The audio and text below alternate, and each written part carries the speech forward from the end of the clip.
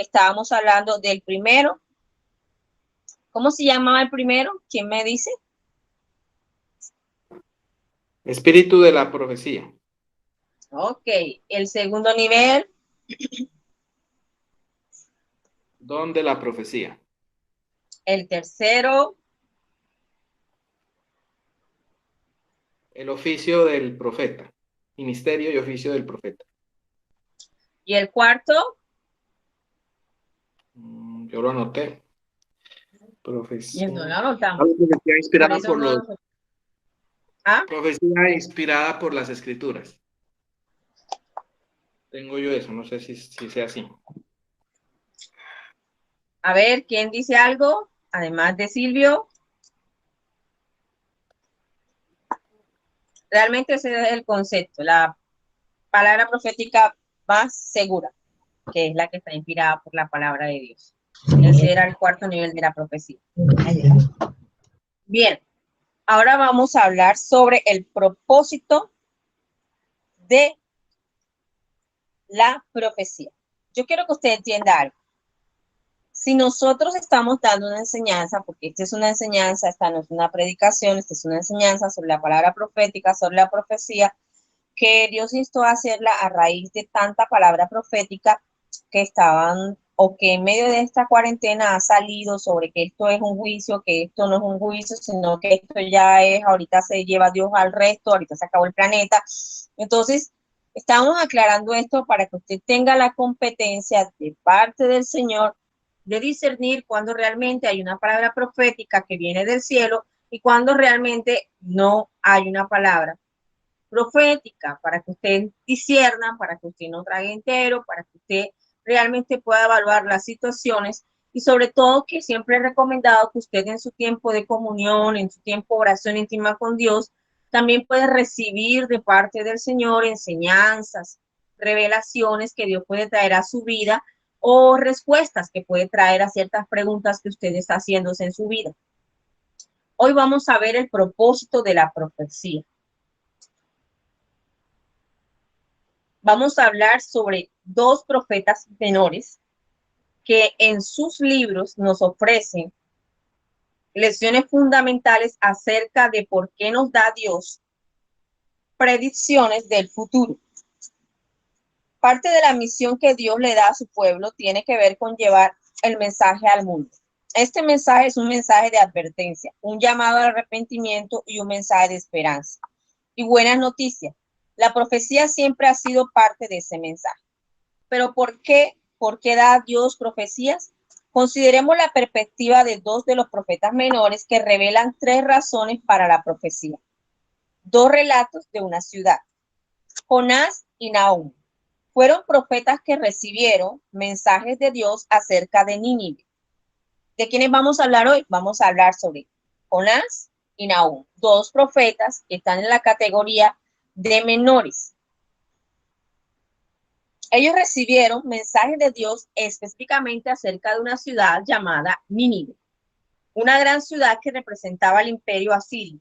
Los asirios fueron un enemigo brutal y temido de Israel. Tanto Jonás como Nahum recibieron mensajes de Dios acerca de la destrucción de Nínive, pero los libros de estos profetas resultan ser muy diferentes. Jonás, que profetizó unos 100 a 150 años antes de Nahum, habría estado muy feliz de ver cómo ocurría la destrucción que Nahum profetizó. Pero la historia de Jonás agrega profundidad adicional a nuestro entendimiento de lo que Dios está haciendo y por qué. Miremos lo que estas dos profecías acerca de Nínive nos muestran sobre tres propósitos de Dios para los profetas.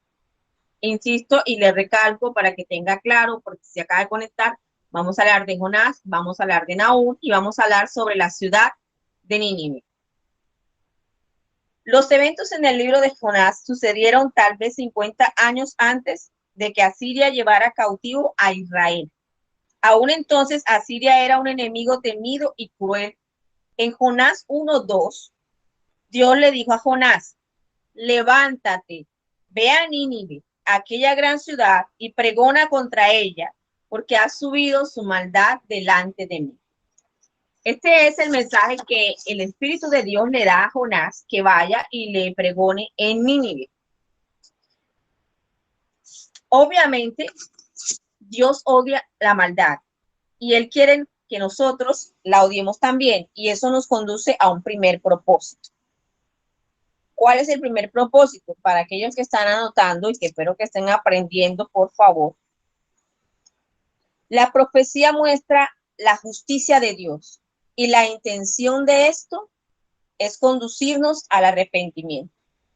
La profecía muestra la justicia de Dios y la intención de esto es conducir al arrepentimiento. Le explico. Cuando Dios da una palabra, y sobre todo si estamos hablando de una palabra que trae juicio sobre una ciudad, sobre una persona, sobre X tema, el Señor la está lanzando y te está avisando que va a venir un juicio. ¿Qué espera el Señor con eso? Que te arrepientas. ¿Qué espera Dios con eso? Que tú vayas a su presencia, que tú hagas de pronto lo que hizo el rey de Nínive, que convocó 3 días de ayuno, hicieron silicio, ayunaron, oraron al Dios de Jonás, pidiéndole perdón, y supuestamente alcanzaron la misericordia de Dios. Y eso era algo que Jonás conocía y tenía claro, y que por eso Jonás, yo creo que usted conoce la historia de Jonás, porque pues igual la ilustran en muchas ocasiones, la ballena, Jonás, que se va para otro lado, que dice, para allá no voy, porque yo sé que no vas a hacer eso, porque él sabía en su corazón que Dios no iba a destruir a Nínive en el momento en que él diera la palabra, sino que él sabía que Dios podía tener misericordia. Entonces, ¿qué cosas malvadas había hecho Asiria en ese momento que Jonás le había ido a llevar esa palabra? Jonás no nos da detalles, pero aún más tarde nos da una lista de algunas de las cosas terribles que Nínive había perpetrado. Ellos habían conspirado contra Dios. Alguien que busque la cita Nahum 1:9 y me la lea, por favor. Nahum 1:9. Ellos habían conspirado contra Dios. ¿Qué pensáis contra Jehová? Él hará consumación, no tomará venganza 2 veces de sus enemigos. Amén. Amén. Es lo primero que Nahum dice. Ellos conspiraron contra Dios. Obviamente, usted aquí, yo espero que esta noche usted tome la iniciativa, y si no ha leído Nahum, que son unas 3 hojitas, usted tome la iniciativa de leer Nahum. Y también tome la iniciativa de leer Jonás, que también son otras 3, 4 hojitas o 5 hojitas a lo sumo, dependiendo obviamente el tamaño de la Biblia y de la letra, y se lo lea para que entre en todo el contexto y entienda más lo que estamos hablando aquí. 2, ellos tenían fama de aplastar y oprimir cruelmente a sus enemigos. Mire, tenían fama de aplastar y oprimir cruelmente a sus enemigos. Ahí mismo, Nahum 1:13 y Nahum 2:12. Nahum 1:13 y Nahum 2:12.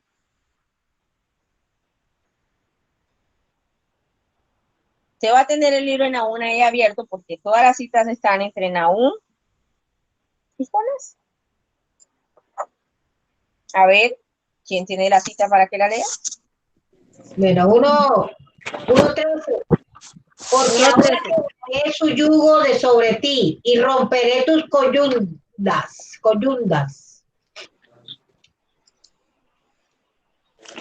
2:12. 1, 2, 12. ¿Del 2 al 12 o No. 2 y 12? Nahum 2:12. Ya se lo leo. Había entendido mal. Amén. El león arrebataba en abundancia para sus cachorros y ahogaba para sus leonas y llenaba de presa sus cavernas y de robo sus guaridas. Amén. Amén. Está haciendo una descripción de lo que hacían o una comparación con lo que hacen los animales. Y lo que ellos hacían era aplastar, llenar sus tabernas o lo que fuera que ellos tenían donde almacenaban las cosas, que ellos le terminaban quitando a las personas. Y eran bastante crueles.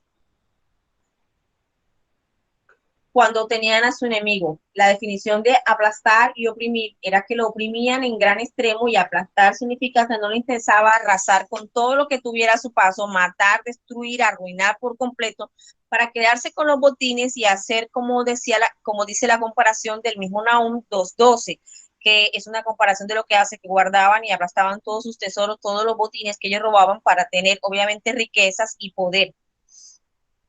Lo tercero que hacían era, ellos eran conocidos por su violencia y mentira. Nahum 3:1.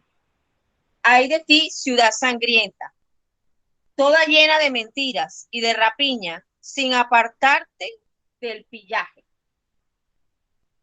El mismo Señor les decía que eran mentiras, lo que significa que sus habitantes eran personas que tendían a ser mentirosos. Ellos, para ganar y perpetuar sus riquezas, estamos hablando de que era una ciudad bastante comercial, asediada, con potencial económico, pero realmente ellos eran mentirosos, eran como lo que usted y yo llamamos buenos negociantes, de esos a los que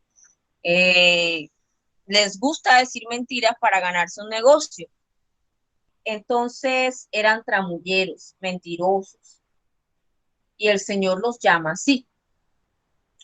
Lo cuarto era, Nínive engañó a los pueblos con sus fornicaciones, dioses falsos.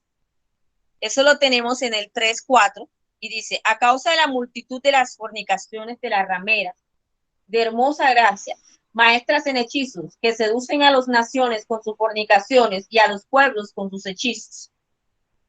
Está hablando que tenía mujeres que eran hermosas, pero eran fornicarias. Y aquí dice algo, y es que ellas no solo usaban su gracia física, sino que usaban hechizos. Dice, hechizos, maestras de hechizos, y a los pueblos con tus hechizos. Repite, significan que eran mujeres que obviamente manejaban de una u otra manera, hacían algún tipo de secreto, de oraciones contrarias para mantener cautivos, engañados a los hombres y obviamente sacarles su dinero. Si vamos al versículo 19 de Nahum, entonces, escuchamos, no hay medicina para tu quebradura, tu herida es incurable. Todos los que oigan tu fama batirán las manos sobre ti, porque sobre quién no pasó continuamente tu maldad.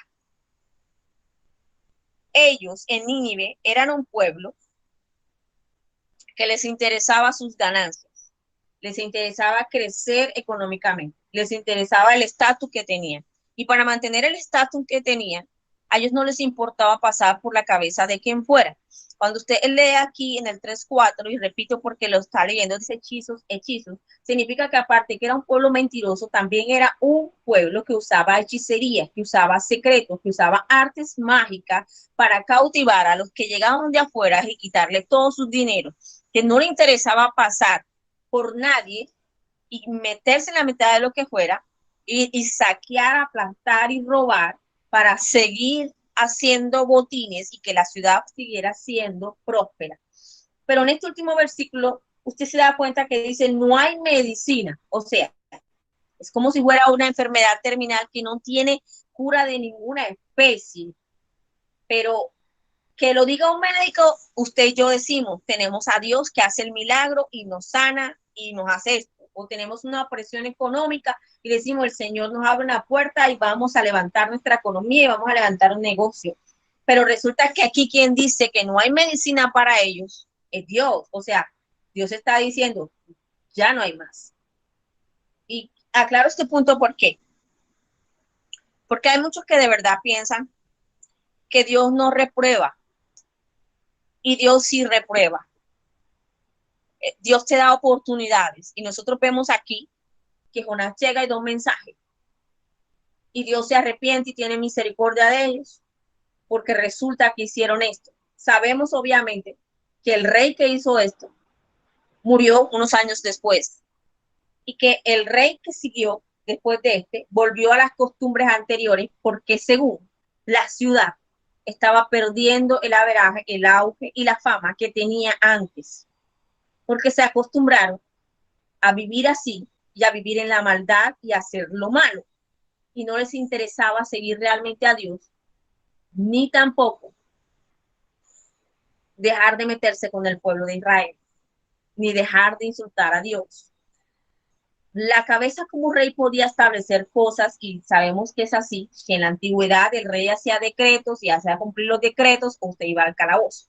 Pero muerto un rey y sube otro rey, si el otro rey venía con las costumbres que tenía, si el otro rey no respetaba absolutamente nada de lo que pasó entre este rey y Dios, imponía sus leyes y hacía sus obras. Así que llevó al pueblo a regresar a los malos hábitos, a las malas costumbres, a las malas mañas, a la mentira, a los engaños, a hacer negocios, tramullos, como usted le quiera llamar en esa parte, para que la ciudad volviera a tener el auge que tenía.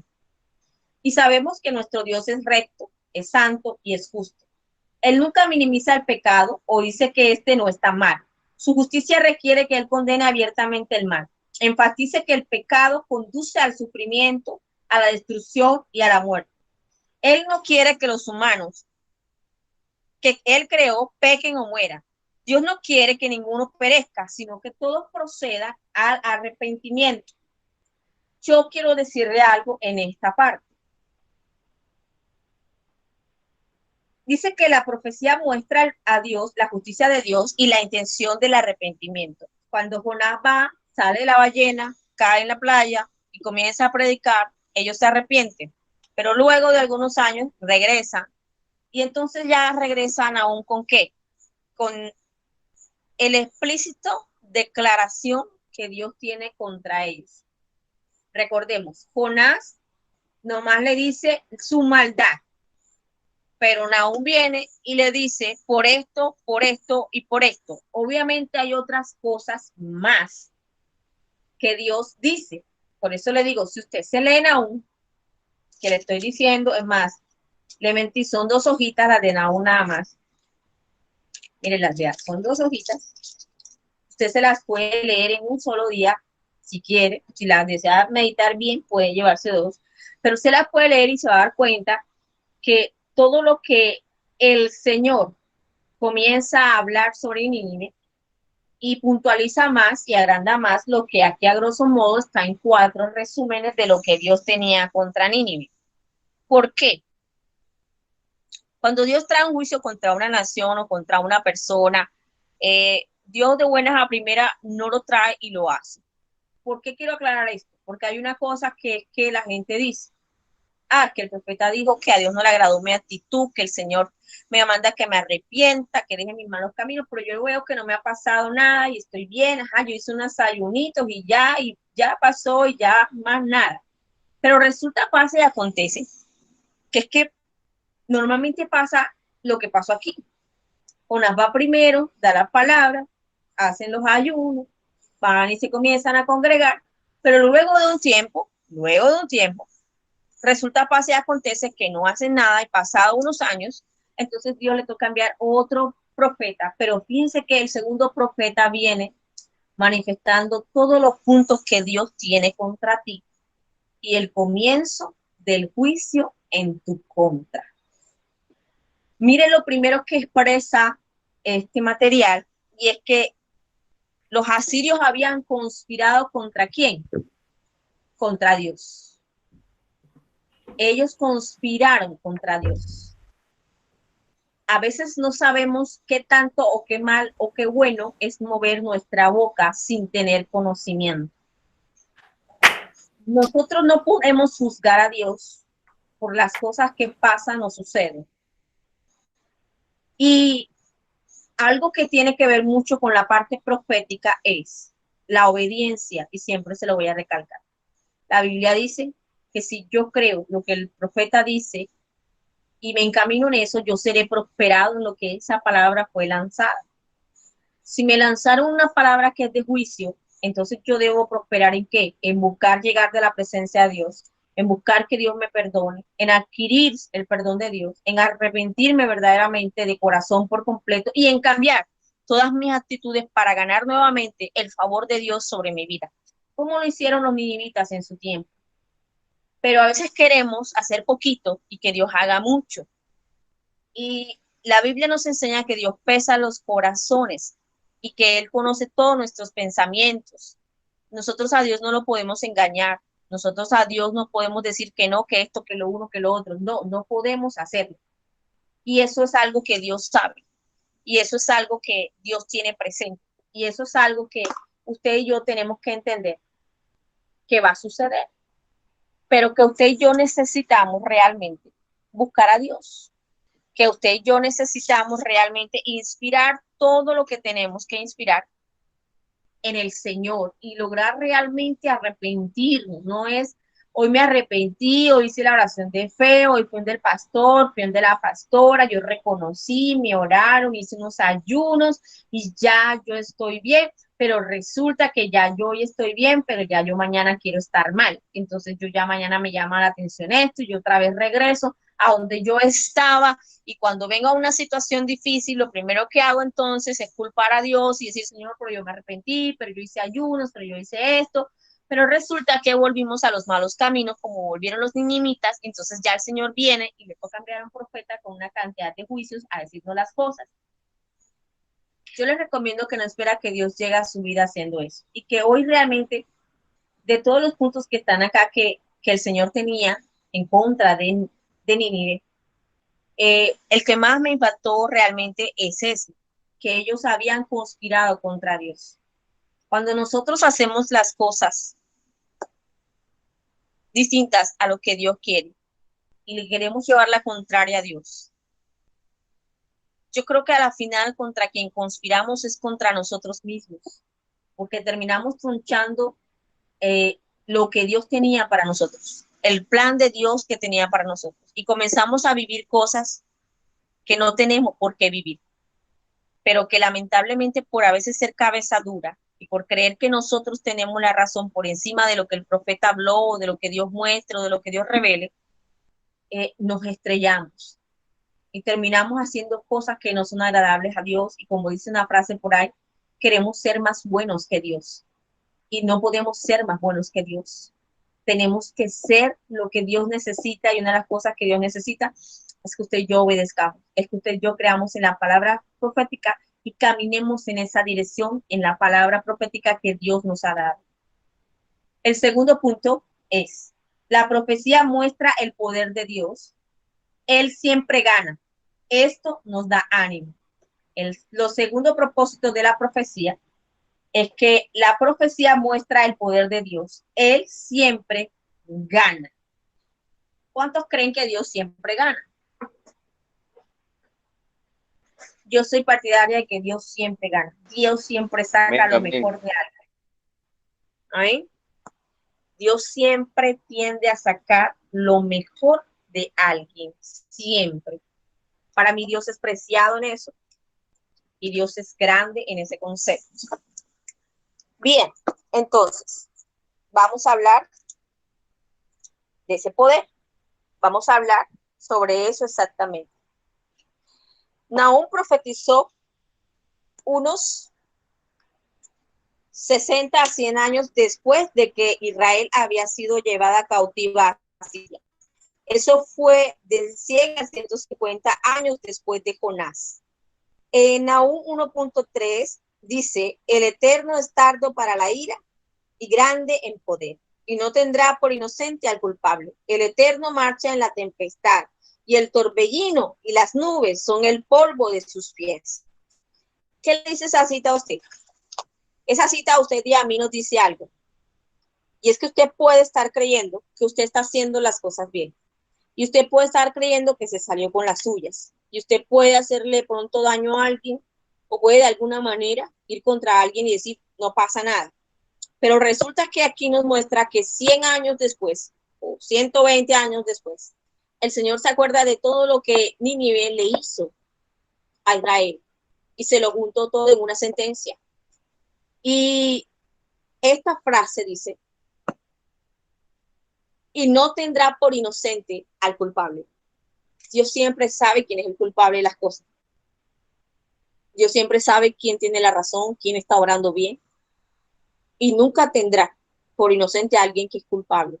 y en algún momento le enviará la palabra de juicio y la palabra de que se arrepienta de sus malos caminos y que vuelva a Dios.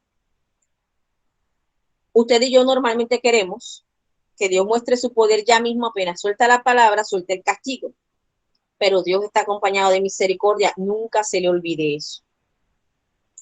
Dios es paciente, tardo para el enojo, pero al final su poder siempre gana. Aunque la gente de ese tiempo adoraba al Dios de las tormentas, llamado Baal por los cananitas, Dios es el que está realmente en control de los torbellinos y tormentas.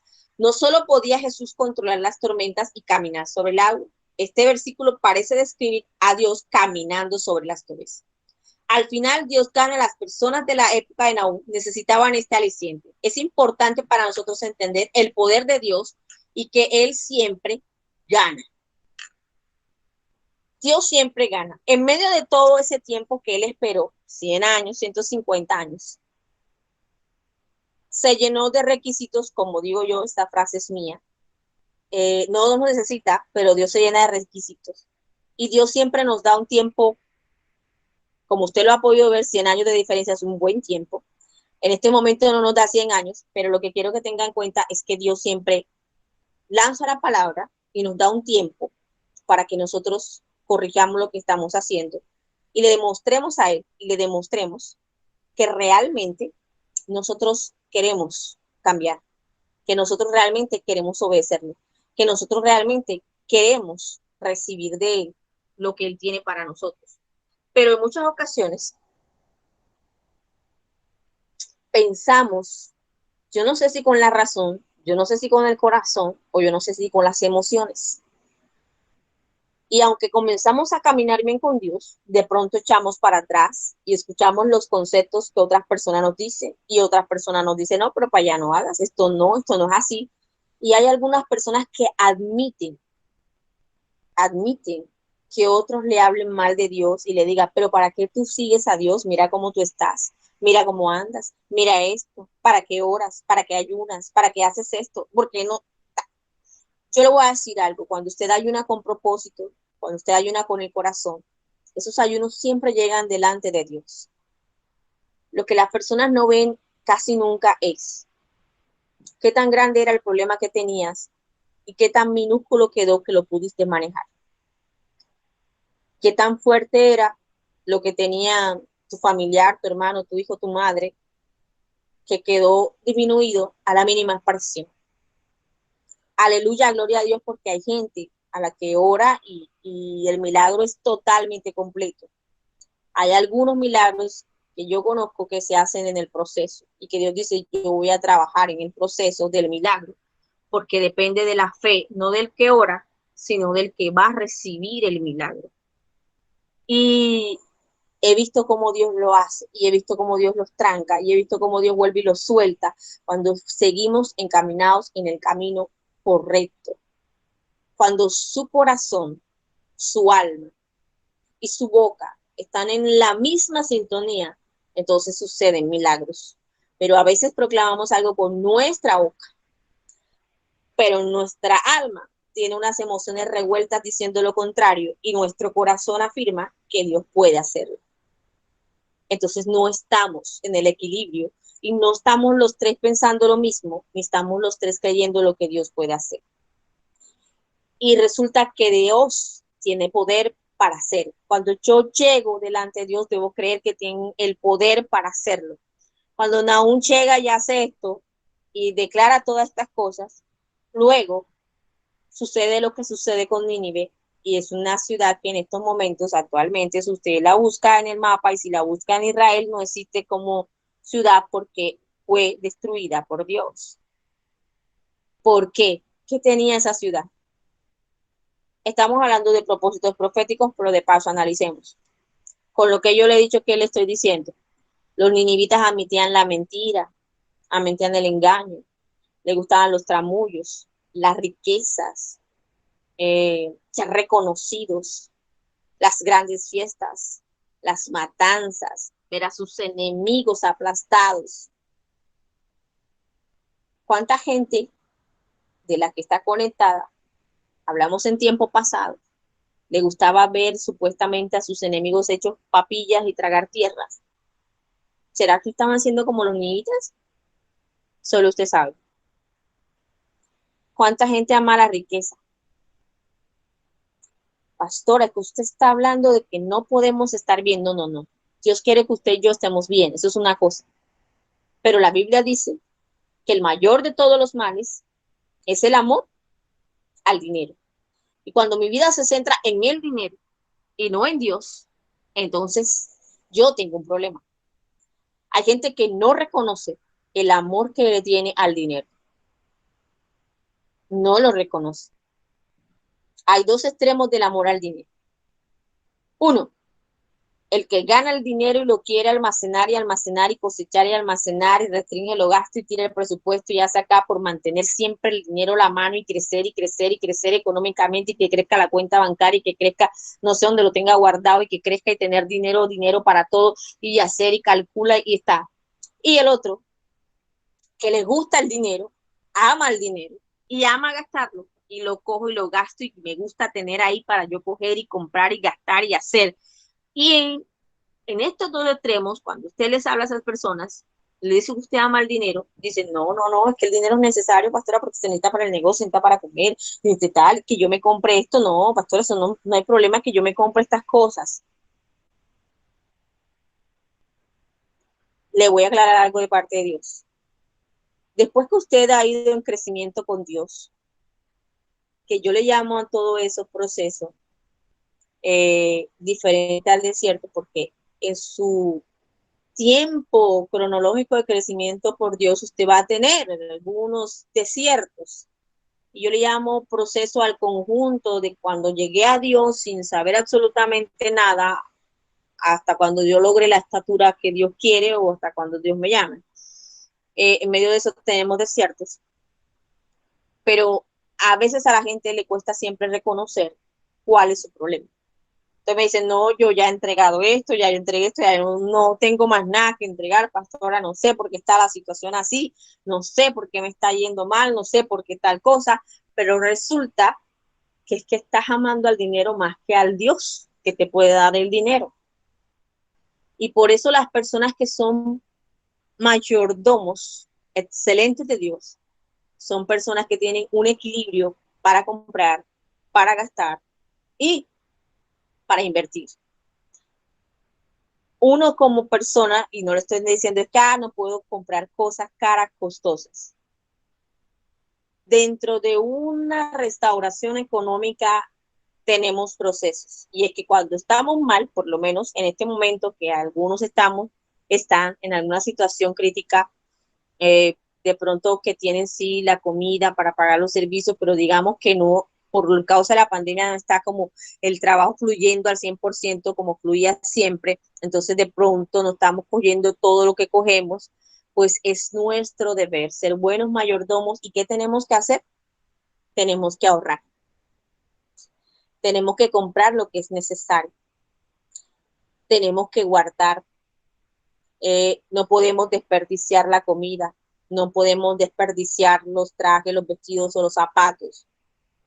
La gente que ama el dinero a veces y que es malgastadora juntamente con él, prefiere gastar y no sabe lo que es guardar porque piensa que el dinero nunca se le va a acabar, pero resulta que cuando tú entras en el tráfico con Dios, en eso que yo le llamo proceso, desde cuando llegaste hasta cuando llegues al cielo, Dios te va a hacer que todo tenga el lugar correcto en tu vida. Y entonces vas a tener un problema cuando Dios toque tu economía, porque no vas a saber administrar lo poco que Dios te dé, porque estás acostumbrado a manejar demasiadas cantidades y a gastarlas, o manejar demasiadas cantidades y a guardar aquí y a no hacer esto y no me gasto esto y a rajuñar mucho para mantener más en los bancos. Entonces tienes que aprender que ninguno de los dos extremos es bueno y que Dios espera que tú y yo preguntemos las cosas que realmente nosotros tenemos que saber sobre esto.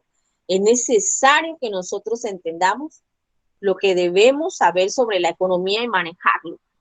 Que Dios no tiene por qué meterse en la economía, que yo manejo y yo estudié, no sé, administración, economía, estadística, y me va a decir usted que tiene que ver esto con la palabra profética. Resulta que hay una de las palabras proféticas de poder, que es que el Señor declara sobre ti el poder económico, el dinero, el darte riquezas, el traer riquezas a tu vida, el que tú manejes dinero. Él lo va a traer a tu vida, Él lo va a traer de manera que tú necesites el dinero no en el sentido de que lo votes o algo, no, sino que el Señor te da una palabra de poder donde te empodera y te dice que tú vas a ser una persona que vas a manejar riquezas, que vas a estar muy bien, que vas a bendecir, vas a ser un canal de bendición, vas a esto, pero esas personas necesitan realmente preguntarle a Dios. Y cuando tú te activas en esas palabras que el profeta dio, que tú vas a ser un canal de bendición y que vas a ser bendecido y que no te va a faltar nada, entonces Dios va a hacer toda la secuencia de las cosas de tal manera que comiencen a suceder y también vienen por parte de una palabra profética, de una activación profética. Recuerde que una de las cosas que hablábamos era que los profetas tenían la capacidad y la autoridad del cielo para activar muchas cosas en las personas por las cuales oran. Entonces es necesario que usted entienda que el Señor espera que usted y yo seamos excelentes mayordomos, que cuando Él nos diga paren, paren, cuando Él digan ahorren, ahorren, cuando Él digan gastan, gastan. En algunas ocasiones yo le he dicho a algunas personas de parte de Dios proféticamente que ahorren, que el Señor tiene unos planes y necesitan ahorrar porque van a necesitar cierto dinero, cierto capital en algún momento, porque Dios tiene ciertas cosas. Y hay gente que no lo ha hecho y cuando llegas a ciertas cosas resulta que no tienen cómo. ¿Por qué? ¿Es culpa de Dios? No, no, no. Dios te dijo que ahorraras porque te iba a brindar una oportunidad en X momento sobre algo que te iba a bendecir. Pero no ahorramos. Entonces, como no ahorramos, entonces no tuvimos para hacer lo que teníamos que hacer en el momento. Dios se puede meter en la economía, sobre todo porque es que la escritura dice, mía es la plata, mío es el oro. ¿De quién es la plata? ¿De quién es el oro? De Dios. ¿Quién te puede dar mayor riqueza que la que te da el mundo? Dios. Pero ¿cuándo te las va a dar Dios? Cuando tú seas un buen mayordomo de lo que Él pone en tus manos. Cuando entiendas que la prioridad del dinero que Él coloca en tus manos es Él y no tú, entonces Dios va a hacer muchas cosas contigo. El tercer punto es, la profecía muestra el amor de Dios. Yo quiero que usted escriba el título ahí, porque lo vamos a dejar para la próxima clase, hoy vamos a orar. Pero quiero que entienda y que sigo dándole algo de claridad en el sentido de que recuerde que los profetas, y mientras que yo hablo, alguien que me busque segunda de Pedro 3:9, segunda de Pedro 3:9. Yo quiero que usted entienda algo que yo siempre le recomiendo a mis ovejas, y es que cuando usted sabe que hay un profeta de Dios, que realmente es profeta de Dios, que realmente habla palabra del cielo, que realmente nos muestra realmente lo que Dios quiere decirnos al pueblo, exhortarnos, corregirnos, que sabe que lo que esa persona dice es fidedigna porque viene de Dios, porque realmente es una persona que tiene integridad para decir la palabra y que es profética. Usted debe realmente canalizar el esfuerzo a lo que la persona está diciendo, pero debe estar en obediencia. Usted debe entrar en obediencia. Usted debe entender que Dios necesita gente obediente, necesita gente que se mueva en la dimensión espiritual, necesita que usted se mueva en algo que se llama el kairos de Dios, el tiempo perfecto. Cada palabra profética tiene un tiempo perfecto. Miren que Jonás llevó la palabra, pero el tiempo perfecto fueron 120 años después. En este caso no le voy a decir que 120 años después, porque lamentablemente en este tiempo ni usted ni yo, a menos que Dios haga algo extraordinario, porque todavía no nos hemos muerto, pero la mayoría de gente llega a los 80, a los 90 años, los que más han llegado a 120. En cambio, este pueblo obviamente vivía más de 120 años, pero le quiero decir que Dios traza tiempos en los que se cumplen sus palabras, que si estamos desfasados de esas palabras, entonces ya cuando queremos hacerla, no va a tener el mismo alcance que Dios hizo. Si Dios te dice, haz esto, y te dice, para este tiempo, es para que ese tiempo te muevas y lo hagas, y de pronto no lo haces en ese tiempo. sino que esperas y que te convenzas y que de pronto cojas fuerza para hacer lo que Dios te está diciendo y entonces vienes a hacerlo, ¿qué te digo yo? Un mes después, 3 meses después, 5 meses después. Si esos 5 meses, esos 6 meses después están fuera del kairos de Dios, tú vas a trabajar en lo que uno llama el cronos, y el crono es un tiempo pasado. La palabra no va a tener el mismo efecto, no va a darte la misma bendición, puede traerte bendición, puede abrir puertas, pero no te va a dar la misma bendición porque no trabajaste en los tiempos de Dios. Cuando uno trabaja en los tiempos de Dios, para cuando es el momento, cuando es la palabra, entonces Dios abre puertas, abre caminos, hace cosas extraordinarias, te va de una manera impresionante.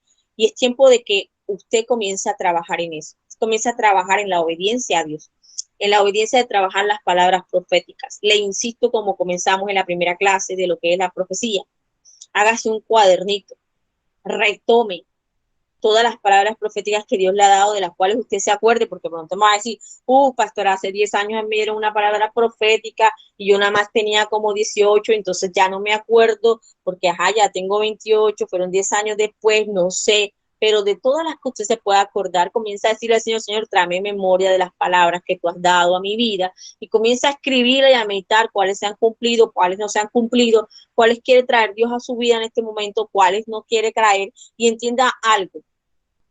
Sea cual sea la situación que usted esté viviendo, mi recomendación es obedezca a Dios. Obedezca a Dios. Manténgase en lo que Dios le está hablando. Manténgase firme en lo que Dios le está diciendo. No se mueva. Y confirme, discierna las palabras, discierna los espíritus. Siempre ore, pregunte, Dios responde, Dios muestra, Dios habla. De alguna manera Dios le hará saber cuál es su voluntad sobre X o Y situaciones, porque a Dios le interesa que usted sea prosperado. A Dios le interesa que su vida realmente cambie. A Dios le interesa que usted esté totalmente en las manos de Dios y que usted esté en el plan que Él trazó para su vida. ¿Por qué no se dieron las cosas, pastora? Si Dios me dijo a mí tal cosa, ¿era el tiempo? ¿Lo hiciste cuando Dios dijo? ¿Le preguntaste a Dios cuándo debías moverte? ¿Cómo debías hacerlo? A veces no lo hacemos. Como no lo hacemos, entonces, que porque nos desesperamos, que porque no tenemos paciencia, porque es que pensamos que ya pasó mucho tiempo. Ay, pastores, que pasaron 6 meses y no veo nada. Usted permanezca. Si Dios le ha dicho espere, espere. Si Dios le ha dicho quieta, quieta. Si Dios le ha dicho quieto, quieto. Usted estoy y espere que Dios se mueva. Una cosa muy distinta es que Dios espere, Dios le diga algo y usted tenga que hacer algo para que la cosa se dé. Pero cuando Dios quiere eso, Él le dice para qué tiempo es y le coloca el que se tiene que mover. Y cuando ese stand-by que usted tiene que esperar, Dios siempre va a llegar a través de la boca de alguien a decirle, el Señor te dice que estés quieto, ten calma, ten paz. Y si no, se lo muestra en la palabra, o si no, le habla el corazón. Hay cosas que Dios necesita trabajar en ellas y necesita trabajar en tu vida y en mi vida. Y a veces no se trabajan de la noche a la mañana. Y no se trabajan de la noche a la mañana no porque Dios no pueda hacerlo, sino porque tú y yo a veces ponemos obstáculos para que Dios nos afine a nosotros y nos refine. Somos nosotros, no Dios. La Biblia dice que el espíritu a la verdad está dispuesto, pero la carne es débil. O sea, usted y yo y nuestras emociones entorpecemos el trabajo de Dios. Y es necesario que nuestras emociones sean controladas. Cuando leíamos en las primeras clases de la profecía, en Corintios dice que el espíritu del profeta se sujeta al profeta, lo que significa que usted puede tomar el control y usted puede decirle, espera, cálmate, espera, porque aún esperar en Jehová, aún tengo que esperar, yo puedo, el Señor me sostendrá, pero es necesario que usted atienda la palabra profética, que usted entienda en qué parte está trabajando Dios en su vida, qué está haciendo Dios en ella. Él es soberano y habrá cosas que Dios va a quitar, cosas que Dios va a poner, pero yo quiero que usted hoy, sobre todo hoy, porque le digo que esta primera parte me impactó mucho, y es que ellos habían conspirado contra Dios. ¿Será que usted ha hecho alguna conspiración contra Dios? ¿Será que usted ha hecho algo que conspire contra Dios o contra el plan de Dios para su vida? Sería bueno que nos estudiáramos y nos miráramos ¿Qué hemos hecho nosotros? Que estemos ahí como que no debemos, como que sí debemos. Sería bueno que lo miráramos en este tiempo. Amén. Bien, vamos a orar en esta hora y yo le invito a que hoy donde usted está, cierre sus ojitos y yo voy a orar por usted. Padre, en el nombre de Jesús, estamos delante de tu presencia, mi Rey. Sabiendo, Padre, cada día que necesitamos aprender más de ti, Señor, que necesitamos aprender mucho más de la palabra, Señor. En medio de este estudio, Señor, yo sé muchas cosas, mi Rey. He aprendido algunas otras, Señor, y has traído claridad en otras, Señor, en el nombre de Jesús, porque la Escritura siempre nos va a enseñar algo. La Escritura siempre nos va a mostrar algo. La Escritura siempre puede enseñarnos algo, Señor. Yo te pido en esta hora, mi Rey y mi Dios, que mires la vida de cada uno de los que están conectados, de aquellos que han abandonado la reunión ahora por problemas de conexión de internet, Señor, que entran y salen o que tienen problemas con su internet. Y que seas tú obrando, Dios, que seas tú ministrando a sus vidas, ministrando a su ser, ministrando a su alma, a su mente, a su cuerpo. Yo envío palabras, Dios, sobre la vida de cada uno, sobre el hogar de cada uno, para que seas tú, Señor, ministrándole sus hogares, sus vidas en esta hora, para que tu Espíritu Santo comience a ministrar todo su ser de adentro hacia afuera y comience a quemar y a consumir en esta hora, mi Rey, todo aquello que impide, Señor, que ellos, Señor Padre amado, entiendan, Dios, que la revelación de la palabra venga a ellos, Señor. En el nombre de Jesús, quema y consume, Señor, todo lo que entorpece, Señor, que ellos entiendan, Dios Padre amado, lo que tú quieres hablar a sus vidas, lo que tú quieres traer a su hogar, lo que tú deseas para cada uno de ellos, Señor, en el nombre de Jesús. Comienza a quebrantar. Llévate, Dios, todo lo que no es agradable a ti. Lleva todo lo que hace obstáculos. Lleva todo aquello que opaca la fe, Señor. Y desata, Jehová Dios, de tu gloria en el nombre de Jesús. Glorifícate, mi Rey y mi Dios, en este tiempo. Y sigue ministrando, mi Rey, a las vidas en el nombre de Jesús, Señor. Toca, Dios, los corazones. Quebranta toda dureza. Anulamos, Dios, todo decreto que se haya levantado en este tiempo en contra, Señor, de mis hermanos en el nombre de Cristo Jesús, de sus vidas, de su familia en el nombre de Jesús, Señor. Y yo te pido, mi Rey, que en esta noche el fuego de tu espíritu comience, Señor, a quemar. Comience, Señor, a consumir, Padre amado, todo lo que no es tuyo en el nombre poderoso de Jesús de Nazaret. Y todo lo que el enemigo quiso traer en retroceso, caiga por tierra, Señor, a los abismos en el nombre de Jesús. Sea la sangre de Cristo, mi Rey, sobre cada hogar, sobre cada vida, Señor, en el nombre de Jesús. Y los cielos, mi Rey y mi Dios, sean abiertos en esta hora en el nombre poderoso de Jesús, Señor. Glorifícate, mi Rey y mi Dios, en el nombre de Jesús. Glorifícate, mi Rey y mi Dios, en el nombre poderoso de Cristo Jesús, Señor.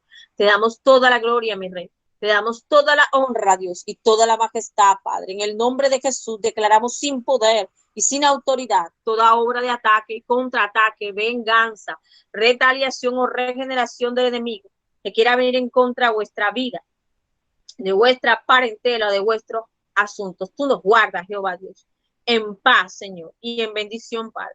En el nombre poderoso de Cristo Jesús, Señor.